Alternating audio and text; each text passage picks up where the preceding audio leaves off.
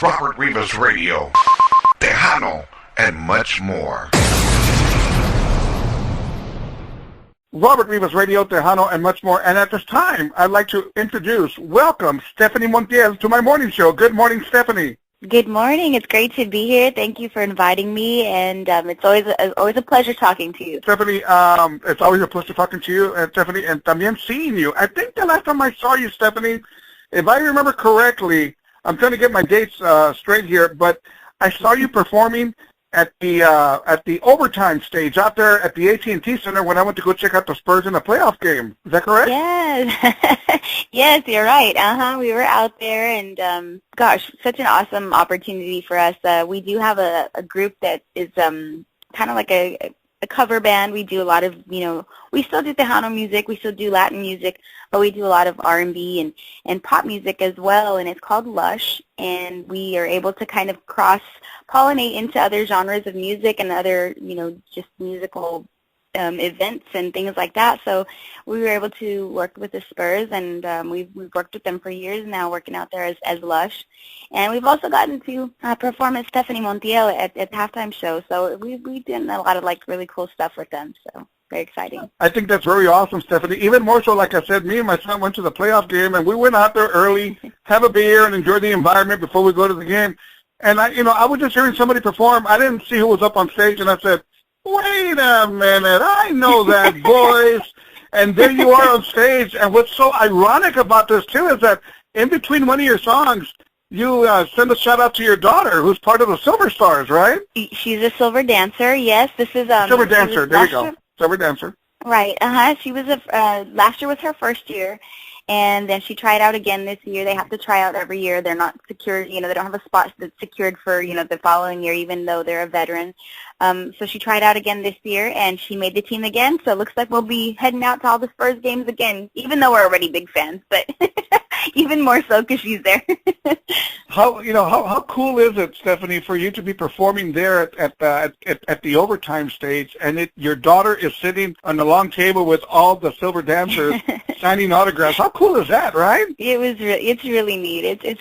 I'm beside myself still, thinking about how, she's grown into her own young woman, and she's out doing her own thing and, fulfilling her dreams. And really one of the highlights of, my entire career was actually getting to perform live with her, in the AT&T Center. We performed for one of the playoff games as well for Los Spurs Day, and she got to come up and sing with us. We had the whole band there, and all the silver dancers performed along with us. So it was really, really cool, and it's still surreal to me. I still see my daughter as a little girl. She's still my little girl, but like I said, she's grown up into her own woman, and she's doing her own things, and it's such a beautiful experience. I'm very happy.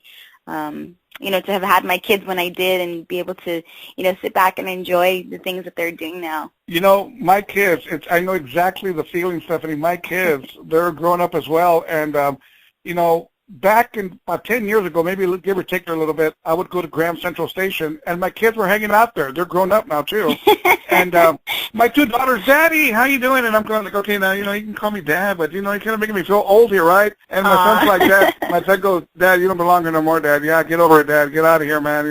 It's our turn to be out here. Get over it. And I'm going like, hey, man, wait a minute here. Hey, I can still have fun. I'm telling you. And then I told my daughter, I joke around with her, and I tell her, Mija, guess what? I'm going to start DJing here at Graham's next week. No way, Dad. I can't party at a bar where my dad's a DJ. I can't do that. I'm playing with you. I'm playing with you. Really something else. Anyway, Stefani, I tell you what. Let's take you back. Let's take you back to the beginning, okay? Let's take you back to the beginning. Let's see here. Born in Albuquerque, New Mexico, right? That's correct, There we go. Out there in New Mexico. Yeah, there you are. Now, Stefani, where did this all come into your mentality and say, you know what, I want to be an entertainer. I want to be a singer. Well, it was very, very early on. I have a very musical family. My father is a musician. He played saxophone in many bands there in Albuquerque. And my uncles both were, musicians, guitar players, songwriters. My grandfather, one of them played saxophone, the other played accordion. So I grew up around music all the time. My aunts and uncles all sang, and, we would kind of have family get-togethers, and everyone would, music was always around. So we'd go to the gigs with my dad when he had his performances, and so like I said, very young, I was just singing. It just kind of came second nature to me. It wasn't something that I had to be forced to do. And I started singing with my dad's band when I was 3. I got up on stage and I would sing with them. Like the women in the band would bribe me. They would give me a Coke, and they would laugh because I would always want 12 cherries in my Coke. So they'd give me this Coke with 12 cherries, and that would be my pay. So I would get up there as many times as they'd give me 12 cherries. And, and I would sing with my dad's band. I started singing with the mariachi as well when I was around the same age. And then I recorded my first record when I was 5. And from there, I just continued to record. I recorded my first album when I was 9. And then from there, it was just, like a whirlwind. The record that I recorded was called Angel Baby, and it sold over 100,000 units. And that was just, there in the New Mexico, Colorado, West Texas area. And really, we were our own record label. We didn't have anyone backing us, anything like that. So we really just sold them at when we played at different events around the state and state fair, things like that, weddings. And so it was just like something that just kind of, it wasn't a forced thing. It just sort of just happened. And it was, for me, it was like I thought everyone did music because my whole family did options. But it turned out to be a great one for me. That sounds funny. It wasn't a forced thing, Robert. Like, they didn't get, like, las hours. You better sing. Ándale, canta. Ándale. You're going to sing. You got to sing, right? It's not a forced thing, Robert. I think it was a volunteer thing, right? It really was. I enjoyed it so much. And, my dad's band mostly played Tejano music. My dad was really influenced by the Tejano music scene, and he was friends with Little Joe and Ruben, and they used to come and tour there in New Mexico, and so my dad was a huge fan and was even asked to go on tour with Little Joe, but because of having a family and being in New Mexico, he didn't think it was the right thing for him. But I grew up listening to all of that music, so I would take his records and listen to them, and he had albums by Little Joe and Sonny and all these amazing artists at that time, and I would just listen to them and learn the songs, and then I would work with my uncles, and it was something that that I definitely wanted to do. So, and it was Tejano music that for whatever reason kind of sparked my interest, and being that my dad was in a type of band that could pretty much play anything. We'd play weddings, and then, like I said, quinceañeras, things like that. We would play variety music, so I also did a bunch of country music, and I was able to do songs by Madonna. So I was just really, loving it because it was such a variety, and I've continued to bring that in everything that I've done throughout the years because that's really, the upbringing that I was around. It was something that, just was very natural to me, and I was able to sing both English and Spanish, and so I try to continue that in my music today. You being a little girl, did you ever enter any talent shows, any contests like that? I did. I think they entered me into, I think it was like a country showdown or something like that. Country showdown. Yeah, and they had it there at one of the big clubs in Albuquerque, and they actually, I don't know if they were going to let me compete because I was so young. But the funny thing is, at my audition, and I don't recall the song, but I was singing there on stage, and it was just, we were kind of just running through the songs like a sound check, and I hit one of the high notes that I was singing, and I broke the chandelier in the place, and the people just freaked out. I freaked out. I'm like, what happened? Did someone hit that? And I didn't realize that it was my voice that had done it. Wow. So ever since then, everyone always, they always brought that up, but they allowed me to be part of the competition. I didn't win, but it was fun nonetheless. So Stefani, when did you make the big move to San Antonio? I moved to San Antonio after I graduated from high school. My father always, he didn't encourage me, but he didn't discourage me from doing music. He always knew, music is difficult, especially for a woman. And he wanted me to finish, my education first, and if I wanted to go to college, that's really what he wanted me to do. But I made the choice to move to Texas and pursue my dreams here with my music. And shortly after that, my family all came along. My parents moved, my brothers, my sister, everybody moved out here, and we kind of just started a new life here in Texas. I got signed with Capitol Records, and we continued on with the music and been here ever since. You know, it's how funny how funny did you mention Capitol Records, EMI Latin? I'm going to let the listeners know something here because I'm going to make myself sound bad, but that's okay. I'll take hits here. Before we got this interview started with Stefani, I said, Stefani, I need to talk to you. I think somebody screwed up on your bio. And Stefani told me, what happened, Robert? And I bring up two songs that it shows on her biography as two releases, two singles that were released. One song called Tu y Nada Más, and the other one is Desde el Primer Beso. And she goes, no, Robert, those were actually mine. So I'm going to stop right there and let Stefani, kind of give us the details of what happened here with these two songs that were actually re-recorded with Stefani Land. What happened here, Stefani Montiel? Oh, wow. Okay, let's see here. Well, these songs were given to me back when I still lived in New Mexico, and I was talking to Capitol Records, and Gilbert Velasquez was actually the producer on the record, on those two songs, on those two records, and Beto Ramon wrote the songs for me. So, I practiced them when I was living in New Mexico, and then we decided, to move over here. We came over here, recorded at Zaz Records with Gilbert at the time, and, it was really my first experience in the studio, and so it was really scary, and I didn't know what to expect, but Gilbert was, he knows the industry, and he was very good to work with. He really kind of helped me through it. And anyway, we came out with two great songs. The first was, like you said, Tu y Nadie Más. The second was Desde el Primer Beso. And Capitol really just wanted to release them to radio, how I did, being that I was, not from Texas. They wanted to see if the Texas audience would accept me and if they liked the songs. So they released both of those, and they did very, very well all over Texas. And shortly after the release, though, some things kind of went south with Capitol Records, and I was dropped from the label, fortunately, and they told me it was a mistake. They were going to, re-sign me, which they did. They said they, sent me over a contract, a 50-page contract, and it was just like overwhelming because, there was so much going on at the time, and then in the process, Sony also heard that I had been dropped, and they were interested. That's when Sony and Wea Latina and all these different, labels were coming into the industry. So Sony also made a counter offer for me, and so at that time I had to get an attorney because I had no idea what these contracts said or stated or anything like that. And when the attorney that we had spoken, he said, I think you should go with Sony. It's a better contract. So we did. We signed with Sony and kind of went on our way. Well, in the process of that, after we signed with Sony, Capitol was a little bit upset with me, so they got Stephanie Lynn to re-record those songs, those two songs. They took my vocal off of the song and kept the same musical arrangement and just had her sing the song pretty close to what I had already sung, and they put them on her record and basically told all the people and the DJs that that was her all along that had recorded them from the beginning. So there was a lot of confusion, and there still is to this day. People still, like you didn't know, and there's still people that don't know.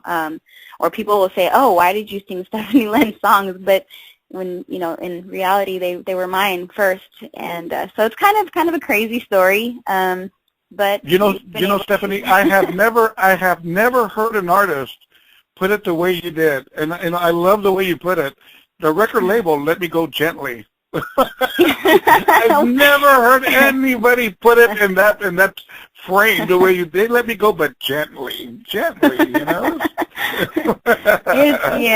It's crazy. The industry is different. You just never know what to expect, and you see so many young artists come in, and you got to learn to roll with the punches because it's going to be a long road, and there's going to be a lot of things that you just never know, things you'd never expect in a million years, but they happen, and you've got to learn how to, just be a bigger person and move through those and continue on with your career because, if you want to be in the industry, you've got to continue to go, you've got to continue to move forward, and we did, we've moved on, we've continued to record throughout the years. I've been in the industry now over 20 years, and we've, recorded through most of those, and And I think we've made a name for ourselves, and we've been able to sustain, and it's been a great ride. It's been a great journey, and so yeah, and I look forward to the next 20 years. Stephanie, out of curiosity, when they released these two singles through EMI Latin, I worked with EMI. I don't know if you know this or not. I worked with EMI Latin as a promoter there from 2000 to 2002. And, of course, everybody had their ways of going about it when they would send out singles to all the radio stations, so on and so on, right? On CDs, you send out the singles. Did they send out the product singles to all the radio stations under your name, when they did release the two singles? Mm-hmm, they did. They used to send out the singles with a few different artists on there. And yeah, I still have the singles. And at the time, I wasn't Stefani Montiel. It was just Stefani.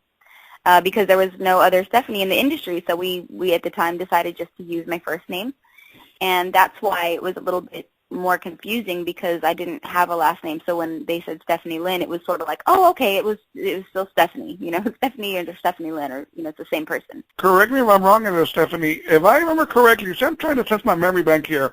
Weren't you at one time going as the All-American Sweetheart? Yeah, that was actually what they called me. People, I don't know why, but that was something that they called me Stephanie, the All-American Sweetheart. Yeah. Right.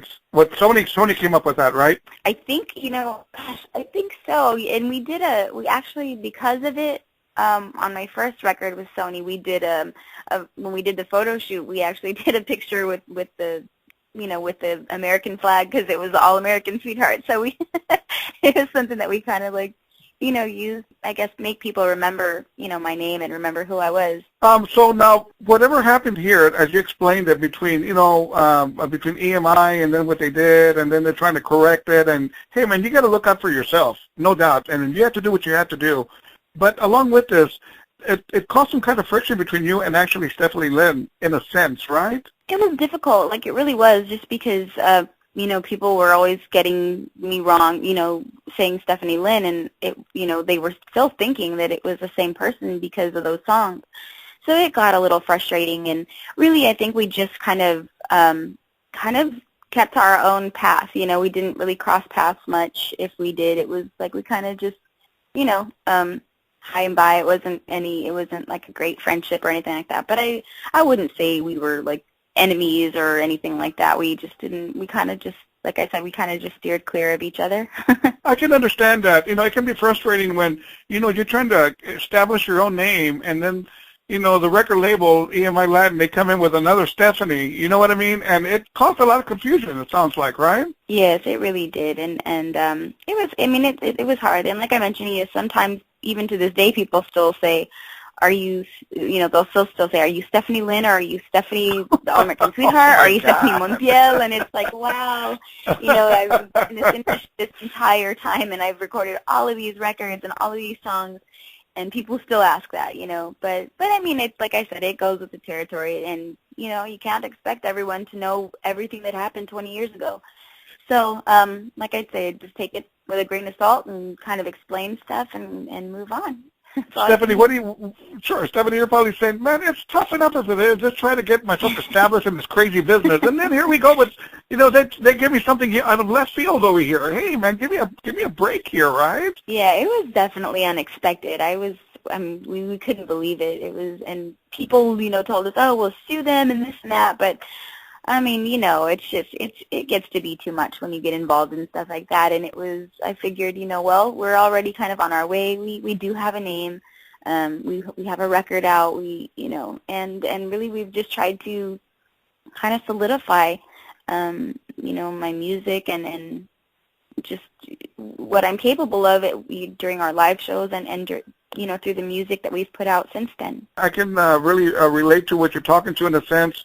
When I moved into EMI Latin back in 2000, I took over a promoter named Lupe Rosales, and we were good friends. When I was DJing at all the clubs, he would always go and we'd drink beers and do the deal. But when he quit and moved on to Univision, I was with EMI Latin. So now we're kind of like opposing ends. You know what I mean? We're kind of like, he's Univision, I'm EMI now. Well, at that time, I was working with a band called Control, okay? Mm-hmm. And he was really, really good friends with Control. Well, Univision came out with kind of like a twin brother to Control called La Contra. So now you can control going, what do you mean La Contra? We're control and they're La Contra. Come on. You know what I mean? The music business can be shrewd, can it be, Stefani?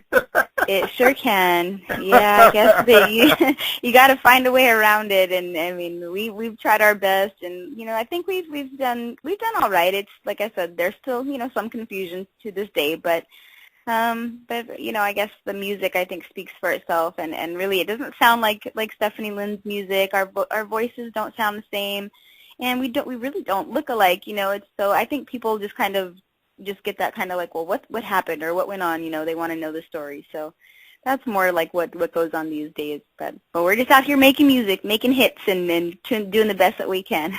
If it would be just radio without internet, without TV, can you imagine how confusion it would really be only with radio? But now that there's TV, there's videos, and, YouTube and all this, people cannot separate. They need to separate. You're right. You and Stephanie Lynn do not look the same. There's definitely a difference in voice, and even more so 20 years later, and you're still here. Yeah, we've tried. We've been at it, and luckily I have a great team behind me. I have my husband, who's my producer, and we've been together 20 years now, and he's been producing my music since the Porque Soy Mujer CD, and we've just we make a great team, and we've just really worked hard at sticking around, and doing what we really love to do. And like I said, I have a great people around me, so I think that's been key to why I'm still able to do what I'm doing today. Stefani, how much influence did Selena have with you and your music?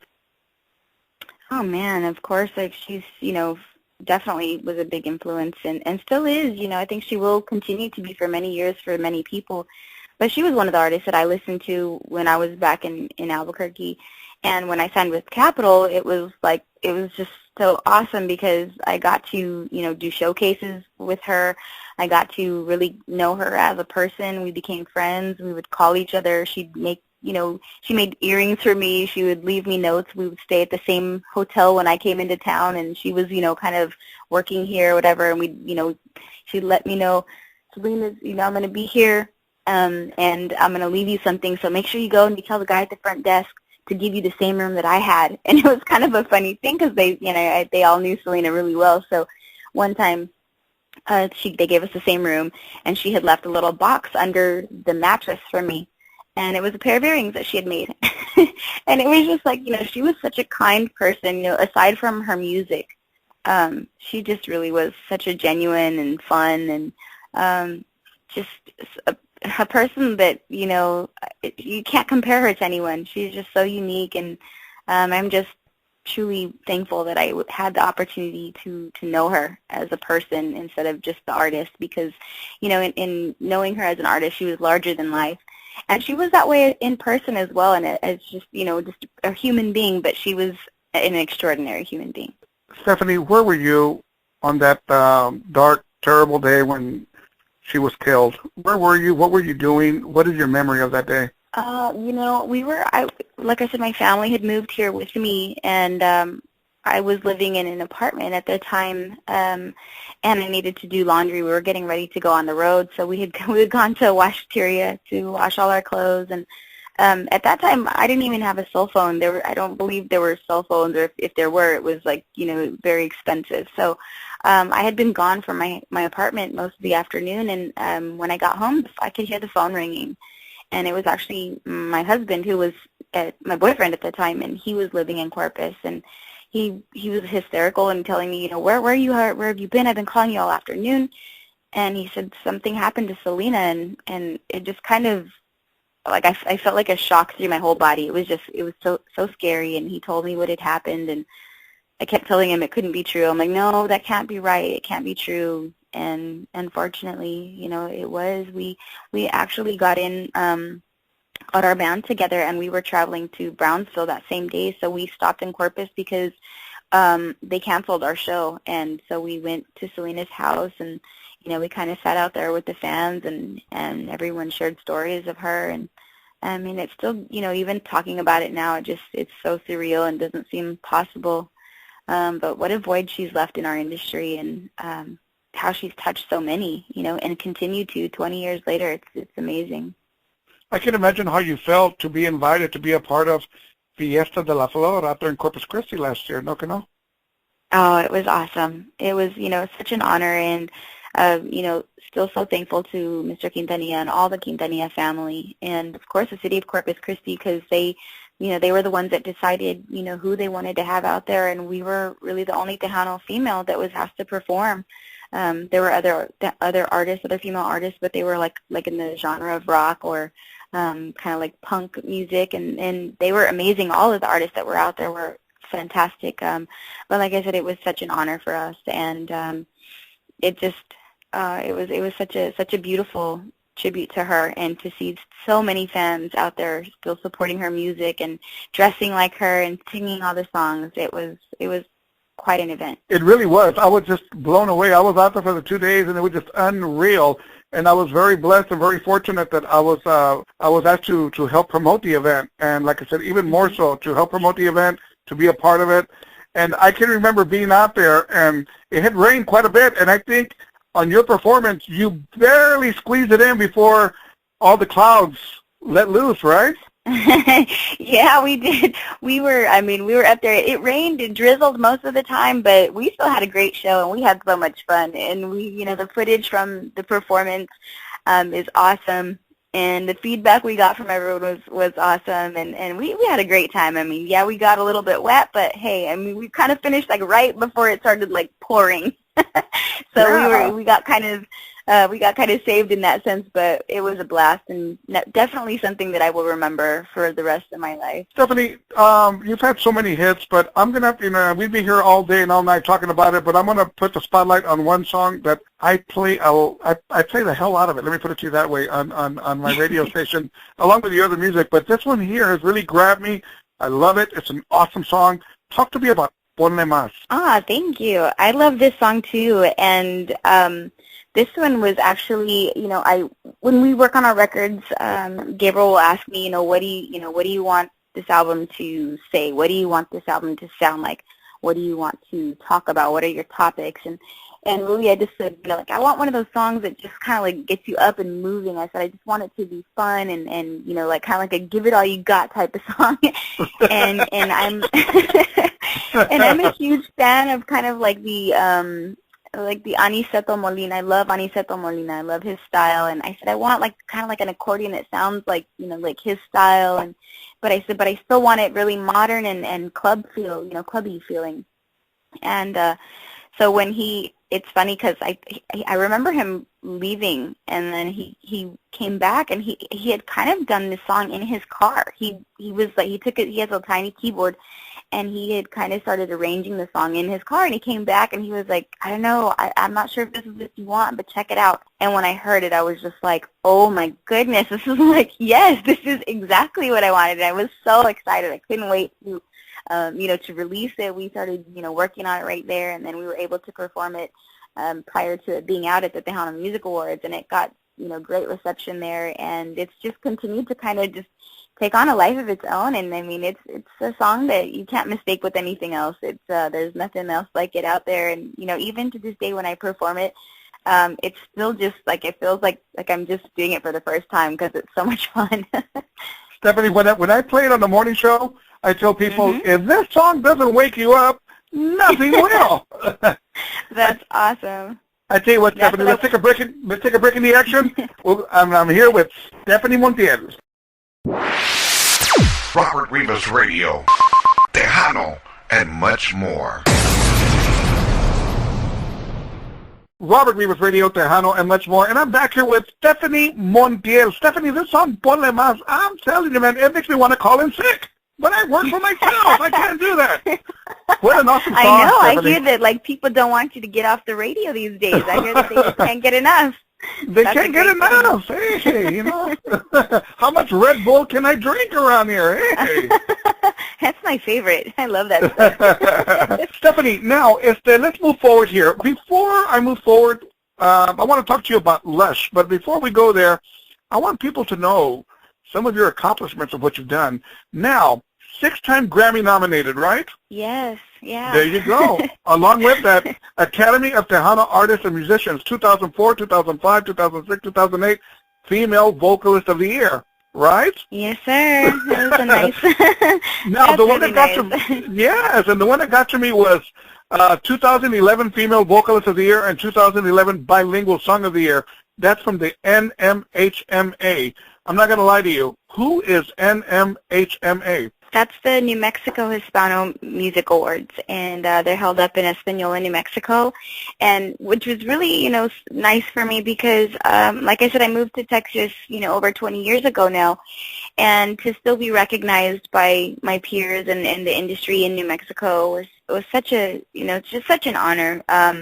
Because sometimes they say, your hometown, they don't recognize you or they don't, acknowledge you, but really, my New Mexico people out there, they still support me, and I still have lots of family that live out there, and so it was really nice to be recognized, for those awards, and just to have the support from, my fellow New Mexicans. It's awesome. Of course, no doubt.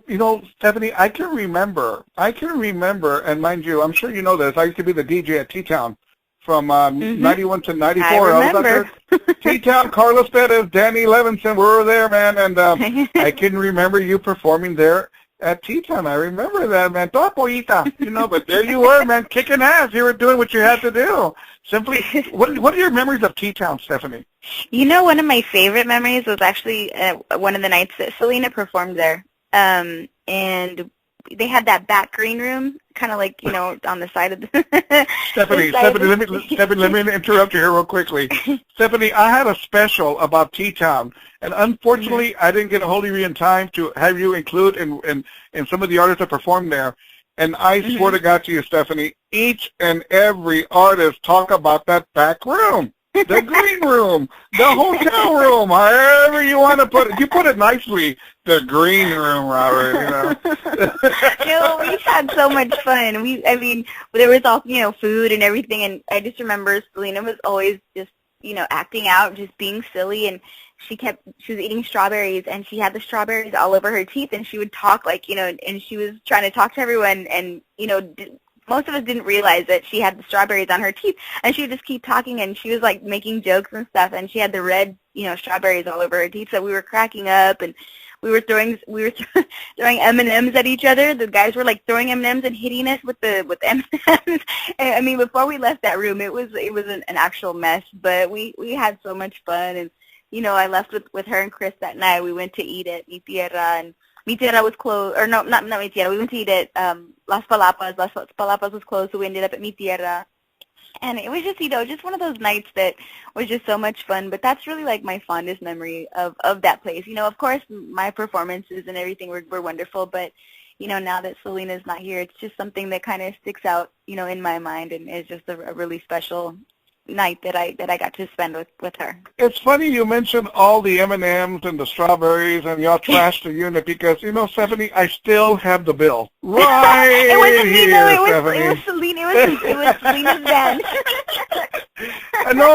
It's made out to you. It's made out to Stefani Montiel right here, and it says it's payable, or she can perform at one of Robert Rivas Radio events. There you go. I cornered you, Stephanie. I cornered you. Oh, my gosh. I would do that regardless of the bill.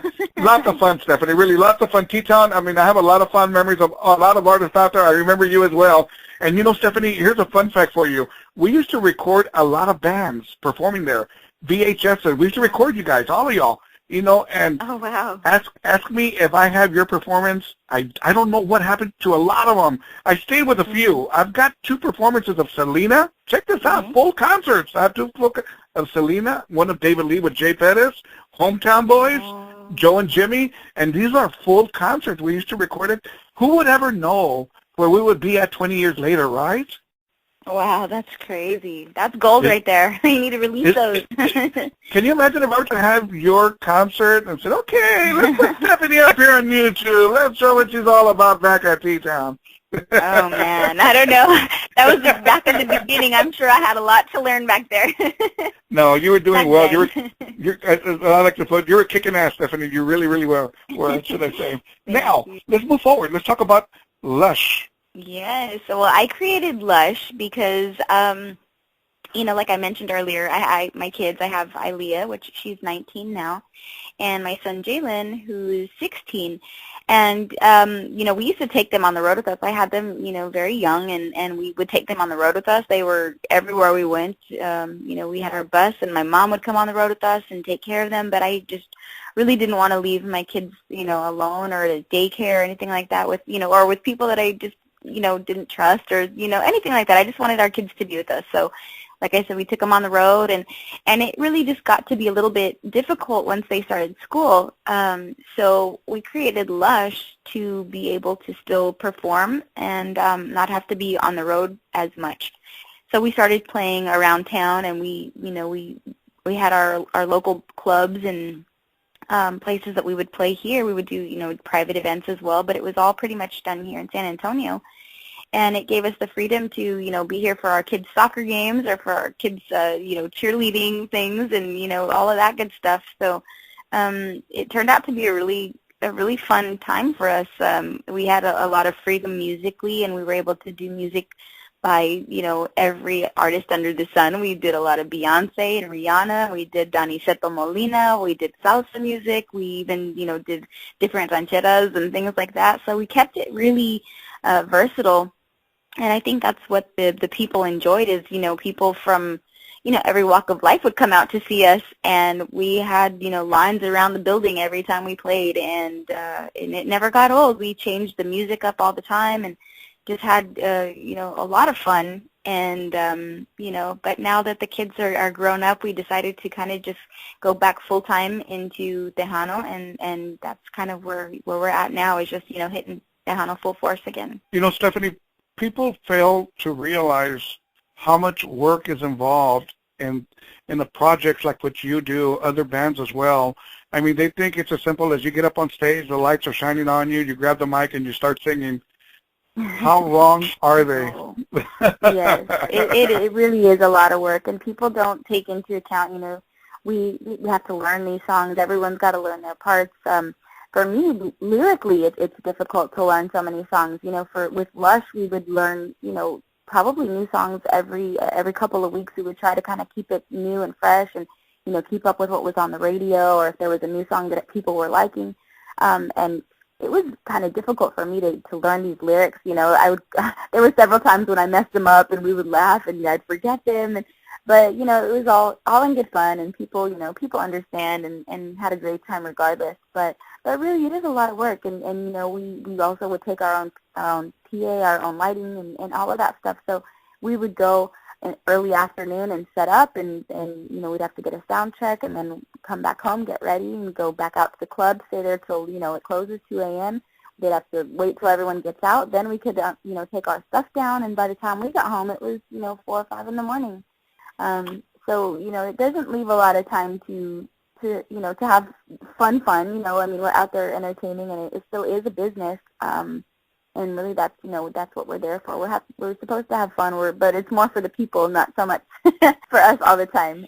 Because like I said, it is a job. When I interviewed Abraham Quintanilla, he came out with a statement that stuck with me, and I said, how true, very, very true. He says that musicians, they live a vampire's life. Mm-hmm. They live the nightlife. They're out there in the middle of the night, 3, 4, 5 in the morning. They're creatures of the night, if you want to call them that. Because once you're done at 2 o'clock in the morning, 12, 1 o'clock, 2 o'clock in the morning, it's still the process of collecting your money, unhooking everything, loading everything up, getting back home, and you're still pumped up. Who knows, you're maybe hungry, whatever, and before you know it, man, it's 5 or 6 in the morning, right? Yep, it is, and it's crazy. I mean, then you lose that next day because you're so tired. Sometimes, but it's I don't know, there's a lot of perks, and there's a lot of things that I guess are a little bit difficult about it, but in the long run, I think it's so worth it, and it really is fun.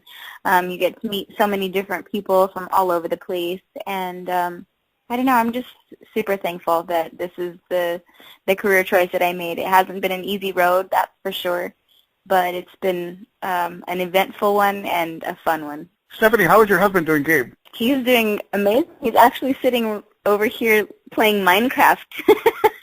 He's taking time out of the studio today because he's like, okay, I need to defrag, he says.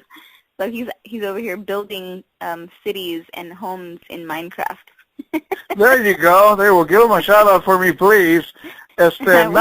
Now let's see. So Stephanie, what do you do on your whenever you do have some off time? What are your hobbies? What do you like to do? Oh my goodness. Well, shopping is always my number one.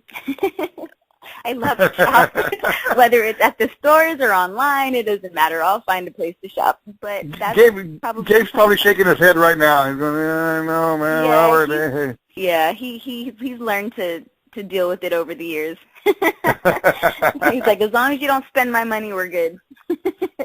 But I love to do shop. I love to do makeup. I actually started a makeup line a few years back, and the line is called Lush Cosmetics.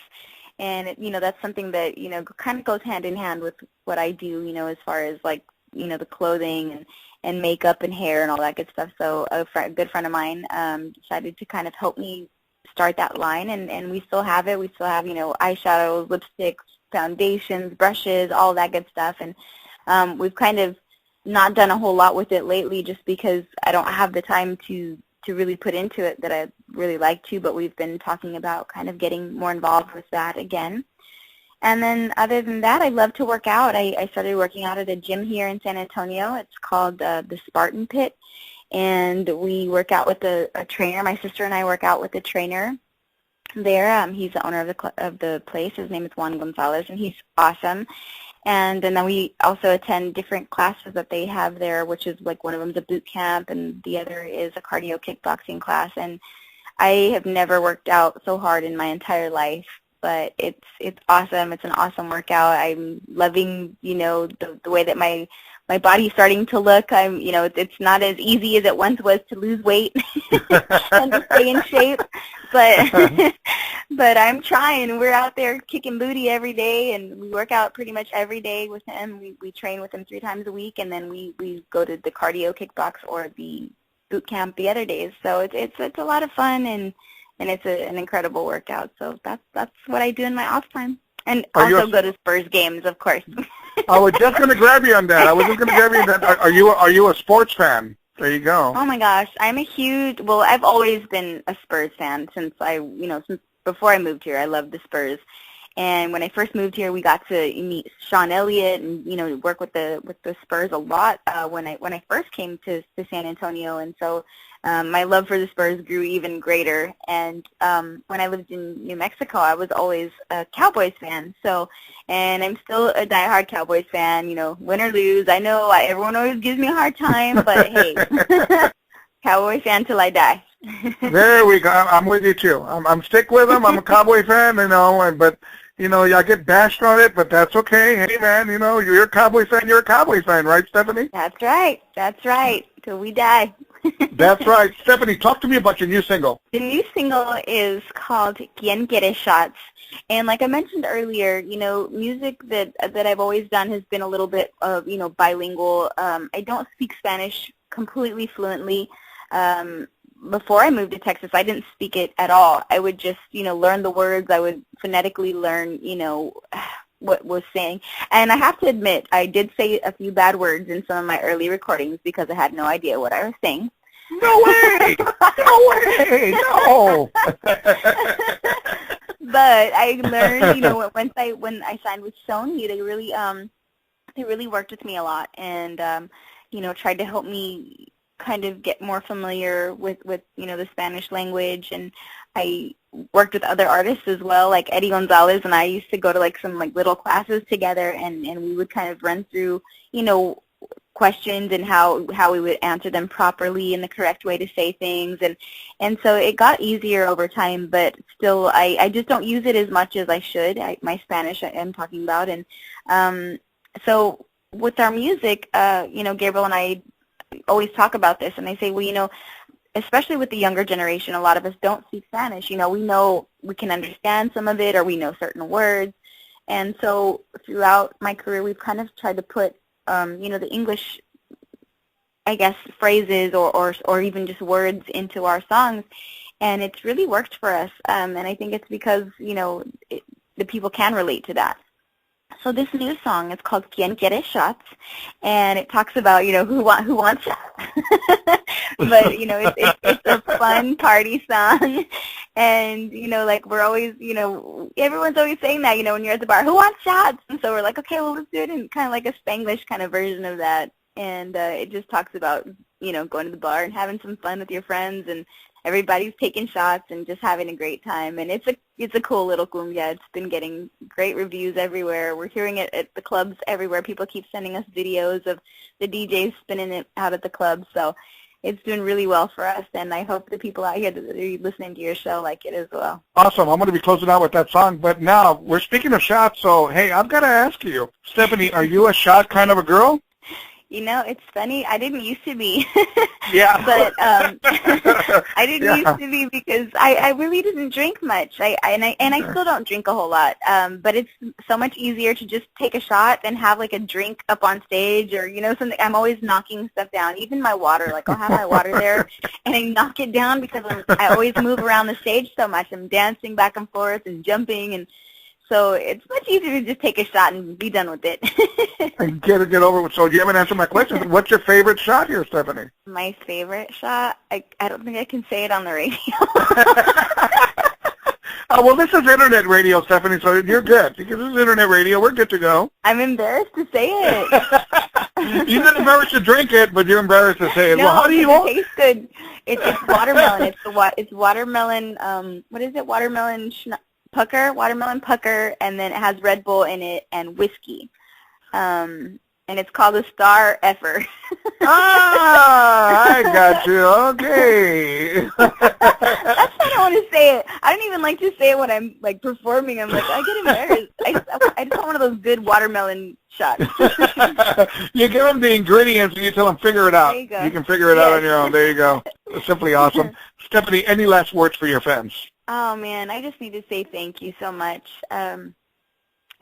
We've had an amazing journey, an amazing, road full of people that have really just been so supportive, and I'm so thankful for being able to sustain in the industry for so many years. And I hope to continue to do that, and the only way I can do that is through our fans. So thank you all so much for supporting our music and for just being so amazing. I get tons of messages and just feedback on so many things, on so many levels, and not just, about my music, even personally. I've made some incredible friends throughout the years, and I'm just so thankful and so blessed for that. And so I want to thank everyone for supporting us, for being our friends, and I look forward to many more years of great music and fun times, and also thank you to everyone out there for supporting Tejano music in general, because this is our livelihood. This is what we do for a living,